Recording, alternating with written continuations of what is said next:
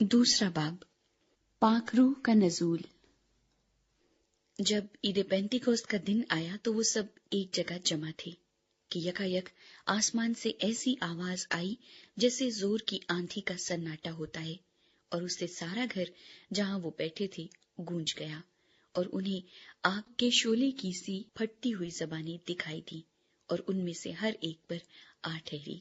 اور وہ سب روح القدس سے بھر گئے اور غیر زبانیں بولنے لگے جس طرح روح نے انہیں بولنے کی طاقت بخشی۔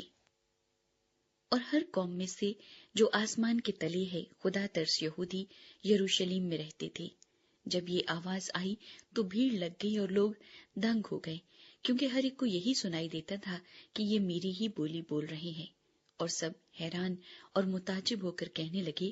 دیکھو یہ بولنے والے کیا سب گلیلی نہیں؟ پھر کیوں کر ہم میں سے ہر ایک اپنے اپنے وطن کی بولی سنتا ہے؟ حالانکہ ہم پارتھی اور مادی اور الامی اور مسوپتامیہ اور یہودیا اور کپدوکیا اور پنتس اور آسیا اور فروگیا اور پمفلیا اور مصر اور لبوا کے علاقے کے رہنے والے ہیں، جو کرینے کی طرف ہے، اور رومی مسافر خواہ یہودی خواہ ان کے مرید اور کریتی اور عرب ہیں، مگر اپنی اپنی زبان میں ان سے خدا کے بڑے بڑے کاموں کا بیان سنتے ہیں۔ اور سب حیران ہوئے اور گھبرا کر ایک دوسرے سے کہنے لگے کہ یہ کیا ہوا چاہتا ہے، اور بعض نے ٹھٹھا کر کے کہا کہ یہ تو تازہ مے کے نشے میں ہے۔ پطرس کا پیغام۔ لیکن پطرس ان 11 کے ساتھ کھڑا ہوا اور اپنی آواز بلند کر کے لوگوں سے کہا کہ اے یہودیوں اور اے یروشلم کے سب رہنے والوں،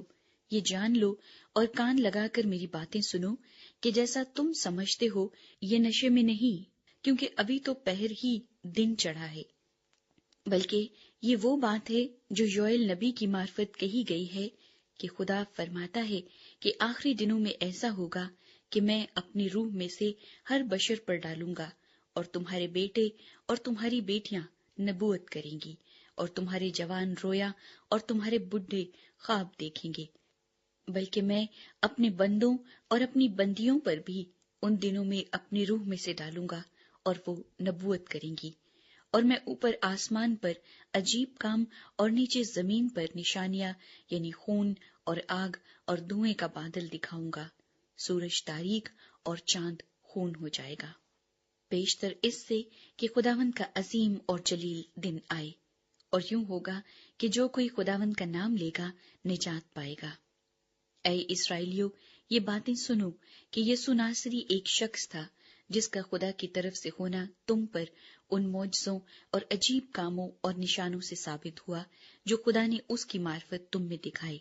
چنانچہ تم آپ ہی جانتے ہو۔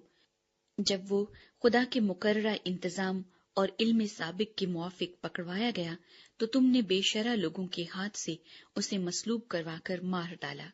لیکن خدا نے موت کے بند کھول کر اسے جلایا، کیونکہ ممکن نہ تھا کہ وہ اس کے قبضے میں رہتا،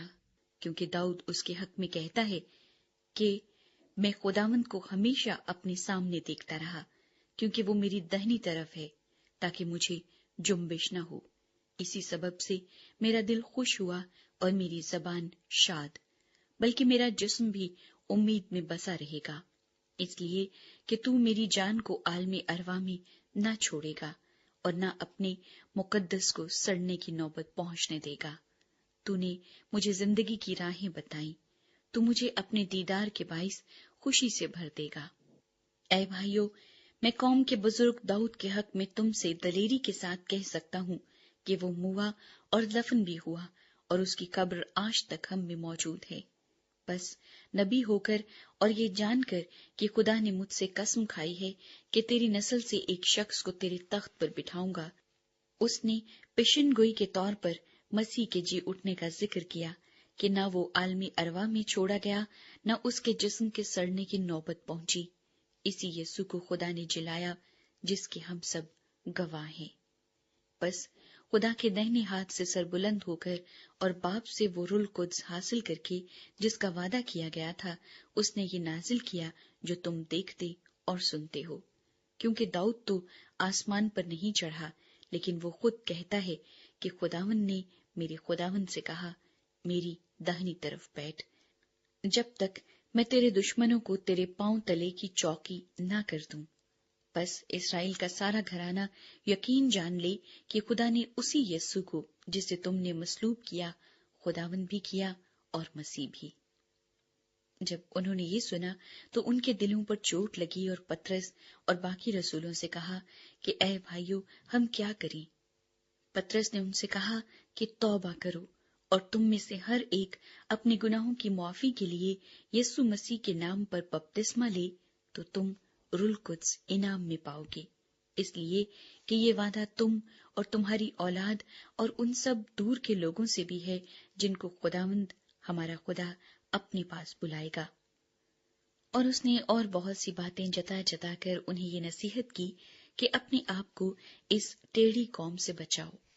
بس جن لوگوں نے اس کا کلام قبول کیا انہوں نے بپتسمہ لیا، اور اسی روز 3000 آدمیوں کے قریب ان میں مل گئے،